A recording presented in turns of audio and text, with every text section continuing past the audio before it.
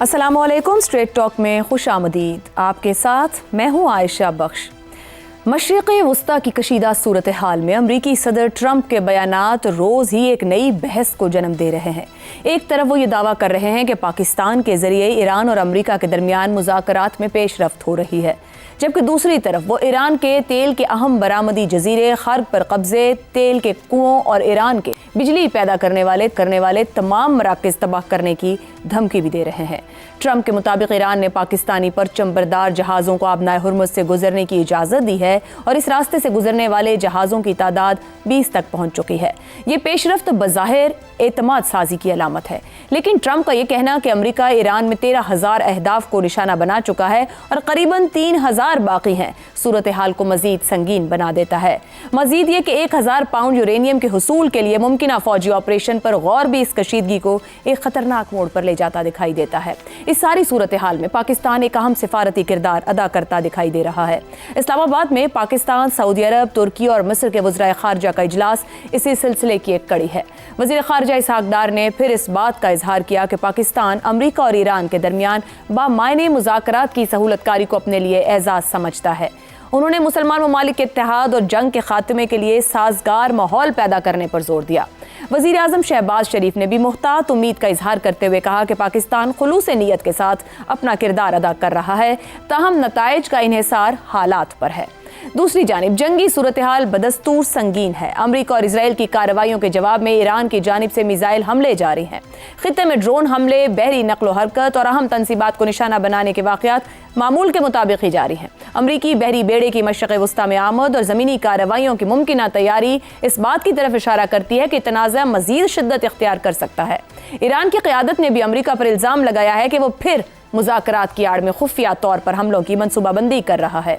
अमरीकी अखबार wall street journal की रिपोर्ट के मुताबिक अमरीका ईरान से यूरेनियम निकालने के लिए पेचीदा फौजी ऑपरेशन पर गौर कर रहा है, जो कई दिनों तक जारी रह सकता है। अगर ईरान ने मुज़ाकरात में यूरेनियम हवाले न किया तो ताकत के इस्तेमाल का इम्कान भी मौजूद है। ये तमाम अवामिल इस बात की निशानदही करते हैं कि अगर एक तरफ सिफारतकारी की कोशिश हो रही है तो दूसरी तरफ जंगी हिकमत अमली का ऑप्शन भी इस्तेमाल करने की मनसूबाबंदी हो रही है। जंग के एक माह बाद सूरत हाल ये है कि ट्रंप एक तरफ उम्मीदें दिखा रहे हैं तो दूसरी तरफ खार्क पर कब्जे की धमकियां भी दे रहे हैं।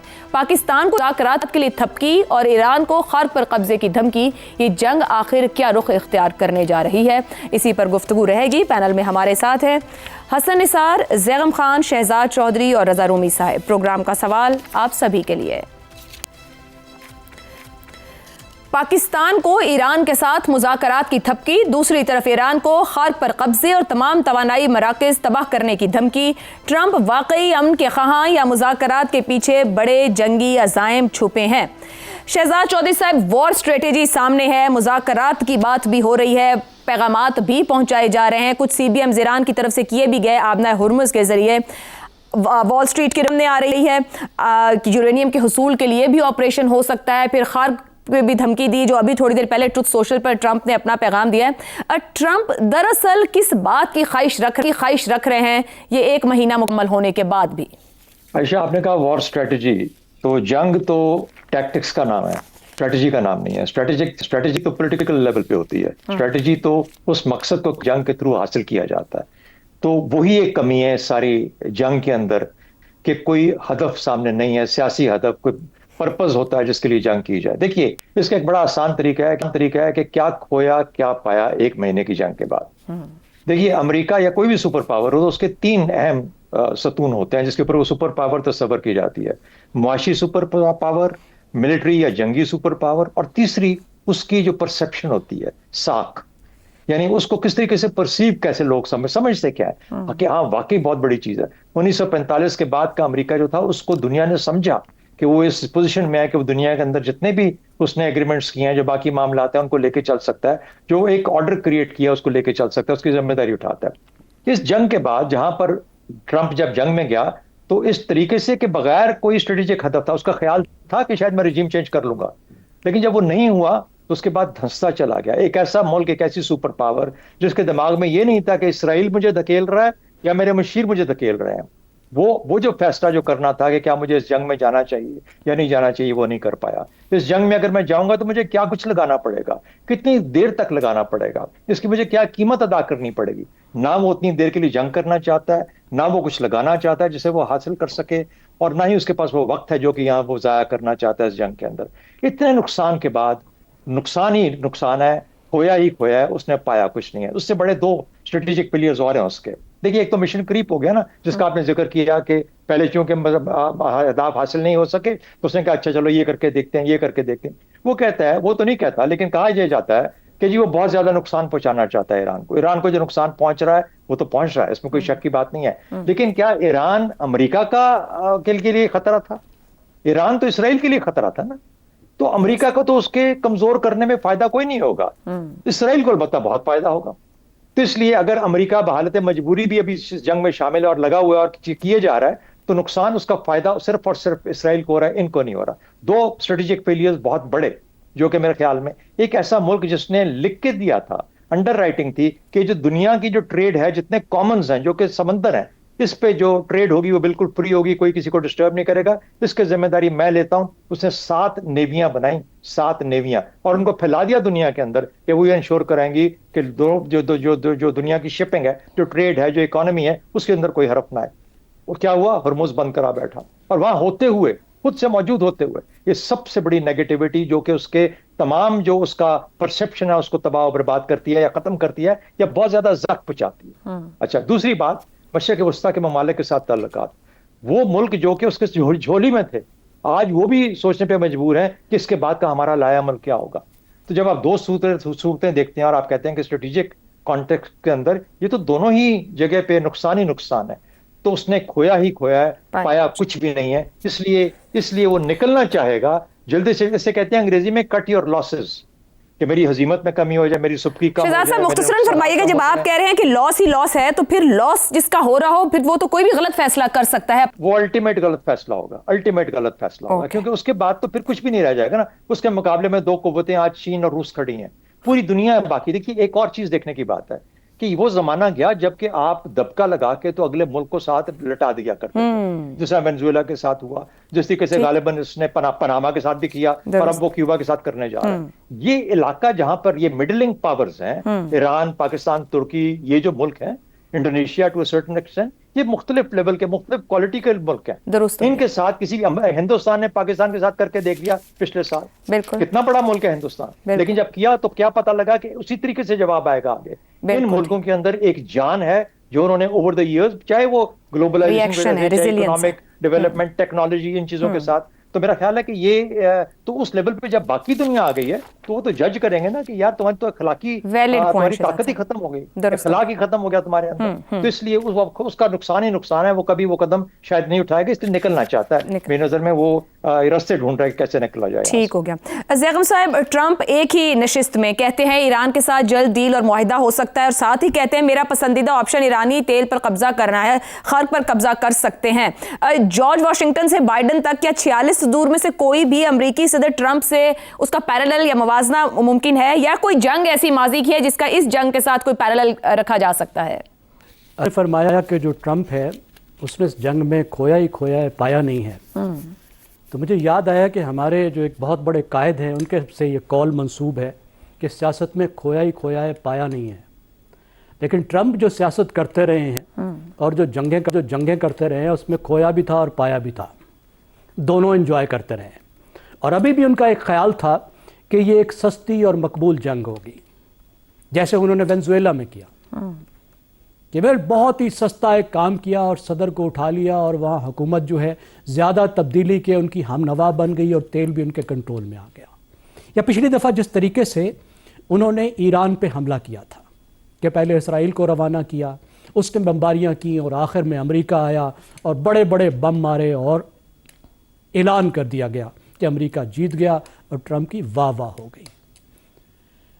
ٹرمپ کا امن کی خواہش بس اتنی ہی ہے، اور اگر آپ امن کی خواہش میں دیکھیں تو امریکہ کی پالیسی میں کبھی کوئی فرق نہیں آیا. امریکہ ہمیشہ اپنے اہداف کو حاصل کرنے کے لیے، لیکن زیادہ تر اسٹریٹجک اہداف کو حاصل کرنے کے لیے دنیا بھر میں جنگیں کرتا رہا ہے، حکومتیں الٹتا رہا ہے، لاکھوں کیا ملینز لوگ مارے ہیں، اور مسلسل مارے. اور بڑے ایسے صدر جن کو ہم بھی آئیڈیلائز کرتے تھے, جن کی تقریریں سن کر ہماری بھی آنکھوں میں آنسو آ جاتے تھے, باراک اوباما جیسے, کہ دیکھو غلام لوگ امریکہ کے حکمران بن گئے.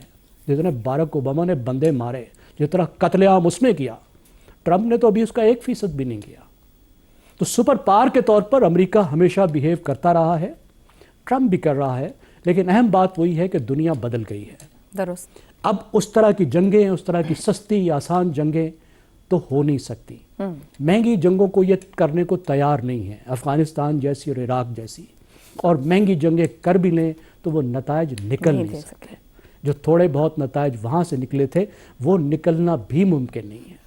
اب اہم بات جو ہے دیکھنے کی یہ ہے کہ عزائم کی بجائے ہم یہ دیکھیں کہ جنگی اہداف تھے کیا.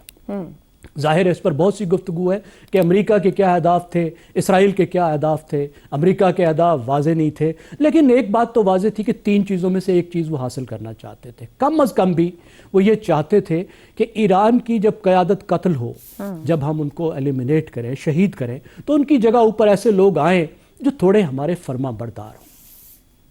دوسری بات کیا تھی کہ رجیم کولیپس کر جائے, ختم کر جائے, اور کے ساتھ اسٹیٹ بھی کولیپس کر جائے, امریکہ بھی عراق بن جائے, لیبیا بن جائے. یہ کم از کم اسرائیل کی خواہش تھی.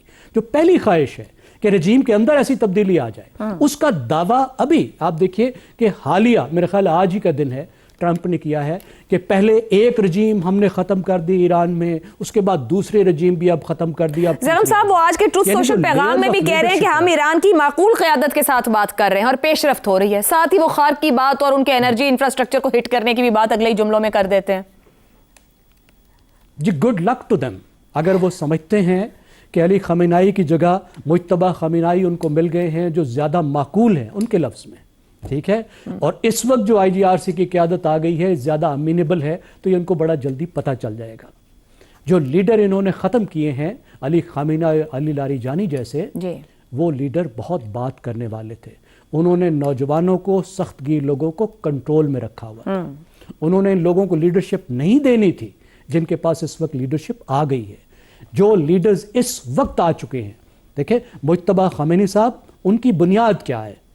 ان کی بنیاد جو ہے وہ سپاہ پاسداران انقلاب ہے جس کو IGRC کہتے ہیں. درست ہو گیا. ایک وہ آ گئے اوپر, اور اس کے ساتھ جو IGRC ہے وہ خود اس وقت طاقتور ترین ادارہ ہے. حکومت کا کنٹرول اس کے پاس ہے. یہ لوگ ابھی جب مذاکرات میں جائیں گے تو امریکہ کو پتہ چل جائے گا کہ کتنی ان کے لیے آسانی ہو گئی ہے. یہ معاملہ ان کے لیے بہت مشکل ہو گیا. اب سوال یہ ہے, دیکھیں آخری جو پوائنٹ ہے کہ ایران نے جس طریقے سے جواب دیا ہے, جو ہاریزنٹل ایکسپینشن کی ہے, جس طریقے سے ایران نے امریکہ کو ہرمز میں پھنسایا ہے, تو اب امریکہ اگلا سٹیپ کیا لیتا ہے؟ کیا یہ پیچھے ہٹنے کا کوئی طریقہ ڈھونڈتا ہے یا ڈبل ڈاؤن کر کے اپنے آپ کو اور پوری دنیا کو مصیبت میں ڈالتا ہے؟ اور یہاں پہ ہم لوگ جو کوشش کر رہے ہیں, جو 4 ملک کوشش کر رہے ہیں اسلامی دنیا کے, کہ امریکہ کو بھی سمجھایا جائے اور ایران کو بھی بتایا جائے کہ یہ اچھا راستہ نہیں ہے, نہ دنیا کے لیے نہ ان ملکوں کے لیے, اور خاص طور پہ امریکہ کو سمجھانے کی ضرورت ہے. درست ہو گیا. تو جو آپ گفتگو کر رہے ہیں وہ یہاں پہنچی. یک وقت 2 طرح کی باتیں کرتے ہوئے, کیا ٹرمپ کو راستہ مل پائے گا یا ایگزٹ مل پائے گا؟ حسن نثار صاحب, ایک طرف وہ پاکستان کو تھپکی دیتے ہیں کہ آپ بات چیت کرا رہے ہیں, مذاکرات ہو رہے ہیں, بہت اچھا. دوسری طرف ایران کو دھمکی لگاتے ہیں کہ ہم سب کچھ تباہ کر دیں گے. جو گزشتہ روز ایک اجلاس ہوا 4 ملکی وزرائے خارجہ, کیا واقعی کہا جا سکتا ہے سفارتکاری میں ایک پیش رفت ہوئی ہے یا عالمی دباؤ کم کرنے کی ایک کوشش رہی صرف؟ آپ نے غیر ضروری سے امتحان میں ڈال دیا ہے. دیکھو, جہاں ہمارا مقبول ترین وزیر اعظم تاریخ کا اگر کی گنجائش رکھ کے گول سی باتیں کر رہا ہے, ابھی آپ نے کوٹ کیا ہے, اس کو دوبارہ سن لو. وہاں بڑے یا چھوٹے عزائم کا ٹیوا میں کیسے لگا سکتا ہوں؟ اچھا, البتہ اس بات پہ مجھے کامل یقین ہے کہ 2-3 ہی آپشنز ہیں. ٹرمپ اپنا بھرم قائم رکھنے کے لیے کسی بھی حد تک جا سکتا ہے, لیکن اس حد کا تعین کون کرے گا؟ وہ تو جا سکتا ہے. اچھا, اسے کوئی باعزت ایگزٹ مل جائے یا امریکی اس کے خلاف پوری طاقت سے باہر نکلے, جس کا پروسیس شروع ہو چکا ہے, اور میرا خیال ہے یہ سنو بالنگ ہوگی اس کی, یہ ایکسلریٹ کرے گا. اور ایک صورت یہ ہے کہ ایران تھوڑی سی لچک کا، ان کا سٹانس بہت ہارڈ ہے، بہت دو ٹوک ہے، یا وہ تھوڑی سی لچک کا مظاہرہ کرے، اور اس بات کا بھی امکان ہے، پلینگ کہتے ہیں نا، پلینگ ہارڈ ٹو گیٹ، وہ کر رہے ہیں، ان کے پیچھے صدیوں کی وزڈم ہے، کچھ چھوڑے تو نہیں ہیں وہ، بس اس کے علاوہ میں نہیں اس پہ کوئی کامنٹ کرتا ہوں۔ درست ہو گیا۔ رضا رومی صاحب، یہ جو حد کے تعین کی بات حسن نثار صاحب نے کی ہے، اوپر کی گفتگو سامنے رکھوں، اگر ٹرمپ ایک لوزر کے طور پر 5ویں ہفتے میں کھڑے ہیں، ایگزٹ نظر نہیں آ رہا یا مل نہیں پا رہا، اور وہ کسی بھی حد تک جا سکتے ہیں، تو یہ تعین کیسے ہوگا؟ وہ خاک جزیرے پر قبضے کی بات کرتے ہیں، یہ اسٹریٹجک کھیل کس رخ پر آگے بڑھ سکتا ہے؟ ایران کا ممکنہ رد عمل کیا ہوگا؟ کیا ایران اس حد کا تعین کرے گا؟ کیا امریکہ اس حد کا تعین کرے گا، یا اور بہت سے لوگوں کو کرنا ہوگا؟ عائشہ دیکھیے، اس وقت جو زیادہ پتے جیسے کہا جاتا ہے اس کھیل میں، اور وہ ایران کے ہاتھ میں ہے، اگرچہ کہ امریکہ بڑی طاقت ہے اور اس کی جو فوجی قوت ہے وہ دنیا کی، اگر آپ تمام تر افواج کو بھی ملا لیں تو اس سے زیادہ بنتی ہے، لیکن اس کے باوجود جو جس طریقے سے ایران نے اس جنگ کا دائرہ جو ہے وہ پھیلایا ہے اور ایک معاشی اس کو جنگ میں بدل دیا ہے، یہ ہی وجہ ہے کہ ڈونلڈ ٹرمپ اور ان کے رفقا کار جو ہیں اب وہ سخت پریشانی کا شکار ہیں، کیونکہ خود امریکہ کے اندر یہ ایک انتہائی غیر مقبول جنگ ہے۔ میں نے پہلے بھی آپ کو عرض کیا اسی پلیٹ فارم پہ کہ دن بدن اس جنگ کی حمایت جو ہے وہ گرتی جا رہی ہے۔ اگر وہ شروع میں 40% لوگ بھی یہ کہہ رہے تھے کہ ٹھیک ہے ٹرمپ کو جنگ کرنے دو، تو اس وقت وہ اس میں بھی کمی آ چکی ہے۔ اسی طرح ٹرمپ کی اپنی جو مقبولیت ہے دیگر امریکی حضور کے مقابلے میں وہ بھی گر چکی ہے، اور اس وقت امریکہ کو مڈ ٹرم الیکشن جو ہے وہ اس کی تیاریاں اگلے مہینے سے سٹارٹ ہو جائیں گی، اور اگر یہ معاشی صورتحال نہ سنبھلی تو پھر ریپبلکن پارٹی کو اور ٹرمپ کو خود ایک بہت بڑا دھچکا لگ سکتا ہے۔ اب وہ ہوگا کہ نہیں ہوگا یہ وقت ہی بتائے گا، مگر اس وقت جو سب سے بڑا پریشر ہے ٹرمپ کے اوپر وہ امریکی معیشت کی جو اور عالمی معیشت، چونکہ امریکہ سب سے بڑی معیشت ہے اس لیے جو کچھ امریکہ میں ہوتا ہے اس کے اثرات پوری عالمی معیشت پہ پڑتے ہیں، اور یہی وجہ ہے کہ اس وقت جو ڈپلومیسی یا بات چیت کا سلسلہ جس میں پاکستان ایک بہت اہم کردار ادا کر رہا ہے اس کو ایک موقع دیا جا رہا ہے، اور دوسری طرف ایسکیلیشن بھی بڑھائی جا رہی ہے۔ جو ٹرمپ کی تازہ ترین بیان جس کا آپ نے ذکر کیا اپنے ابتدائیے میں، وہ اسی چیز کی غمازی کرتا ہے کہ ساتھ میں بات تو ہو رہی ہے لیکن ہم نے دیگر مار دھاڑ کی تیاری بھی ساتھ میں کر رہے ہیں۔ وہ یقیناً کلامی کی معذرت رضا رومی صاحب، جب ٹرمپ یہ مار دھاڑ کی بات کر رہا ہے، ایران آلریڈی اس کو ٹرسٹ نہیں کر پا رہا ہے، تو پھر ٹرمپ کے ہاتھ میں آپشنز کیا بچے؟ کیونکہ ایران تو ایڈوانس میں بیٹل فیلڈ کو اپنے مطابق سٹیج کر رہا ہے۔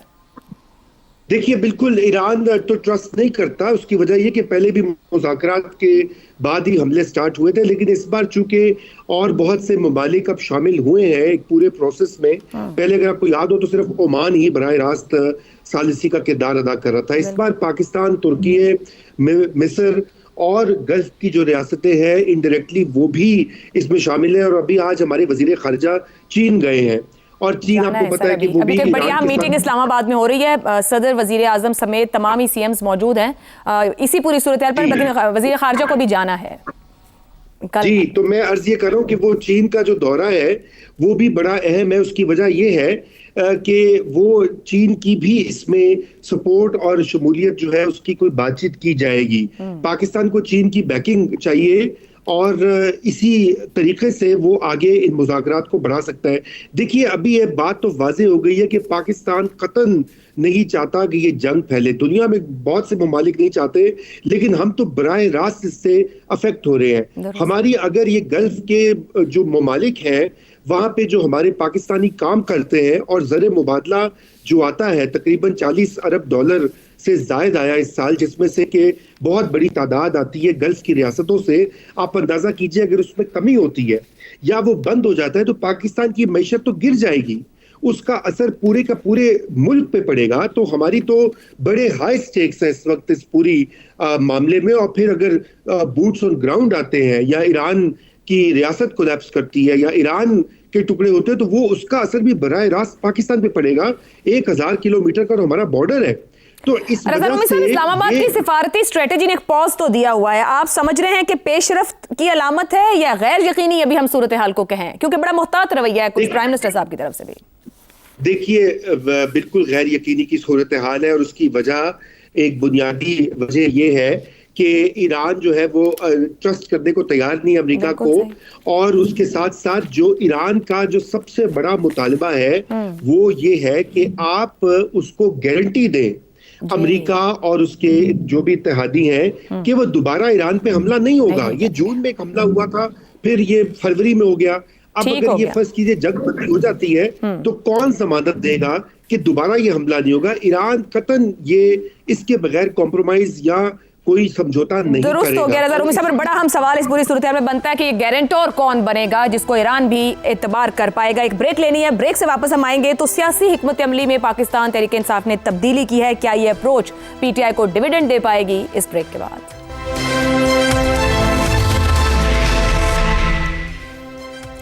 प्रोग्राम में एक बार फिर खुशामदीद। पाकिस्तान तहरीक इंसाफ की हालिया हिकमत अमली में तब्दीली महज एक तंजीमी यू टर्न है या सियासी इर्तिका की अलामत? इत्तलात के मुताबिक इमरान खान रिलीज फोर्स बनाने का मंसूबा तर्क कर दिया गया है। इमरान खान की रिहाई के लिए एक मुनज़्ज़म फोर्स बनाने के खिलाफ पार्टी के अंदर से ही आवाज़ें उठी। खास तौर पर गौहर खान ने इसे गैर आईनी करार देकर वाज़ेह पैगाम दिया कि इस रास्ते पर चलना सियासी खुदकुशी के मुतरादिफ हो सकता है। इस मरहले पर पीटीआई को एक अहम इंतखाब दरपेश था, क्या वो तसादुम और दबाव की सियासत जारी रखे या आईनी जद्दोजहद को अपनाए।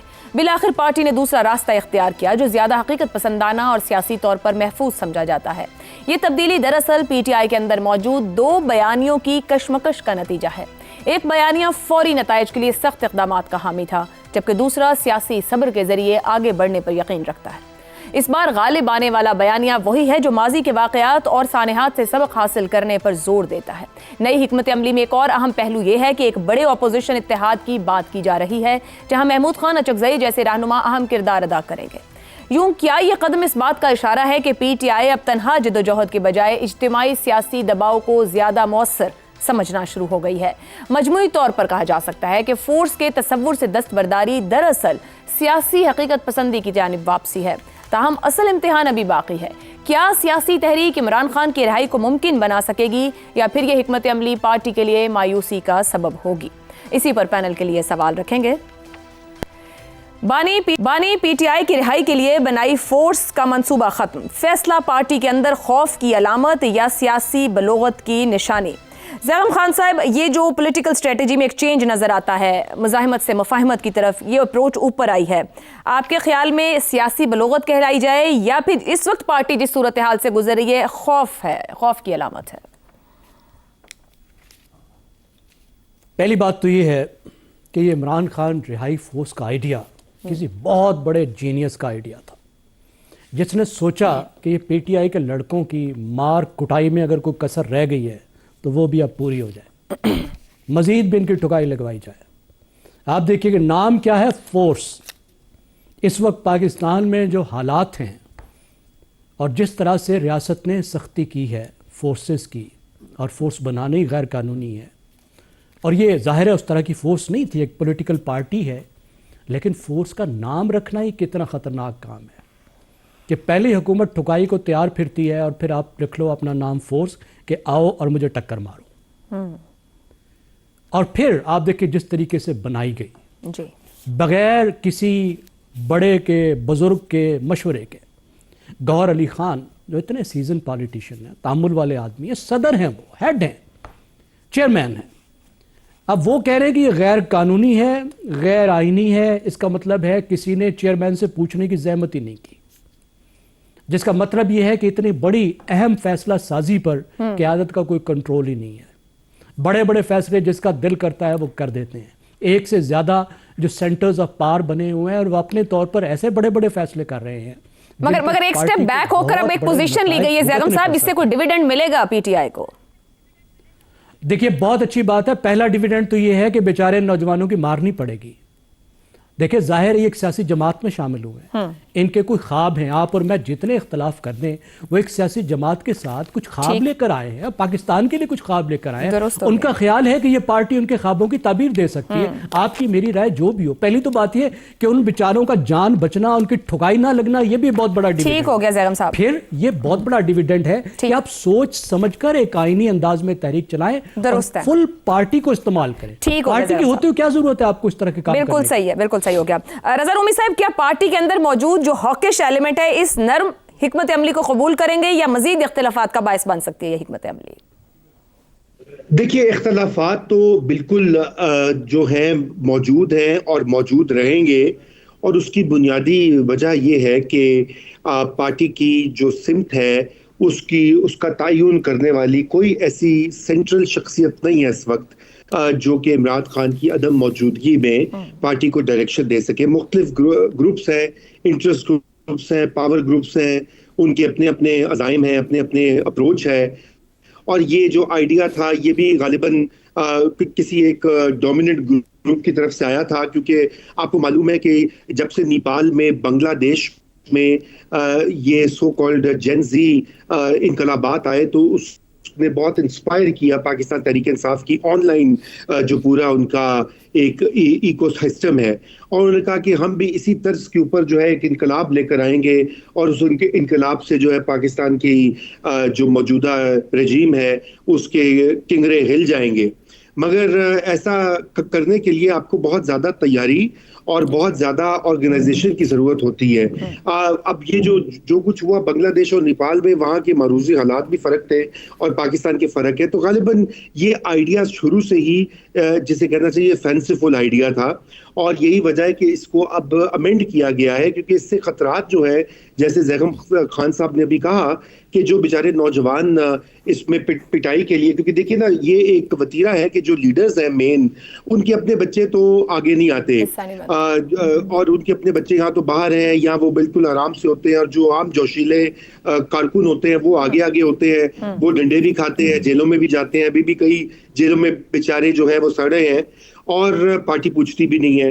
تو اس وجہ سے, اور پھر دوسرا یہ کہ اگر آپ ان کی باقاعدہ ایک رکنیت جو ہے وہ درج کر رہے ہیں, اس میں ان کا نام, ان کا پتہ, ان کی ولدیت, شناختی کارڈ وغیرہ وغیرہ, جی تو ختم اسی لیے کیا نا کہ وہ تو آپ ایک لسٹ فراہم کر رہے ہیں لا انفورسمنٹ اداروں کو کہ جی یہ لوگ ہیں, ان کو پکڑیے جا کر. مطلب آپ سوچیے نا کہ کتنی عقل مندی سے کا ثبوت ہے, اور کیا کہا جائے اس کے بارے میں. ٹھیک ہو گیا رضا رومی صاحب, درست ہے جی. ایک بریک کے بعد گفتگو کو آگے بڑھاتے ہیں.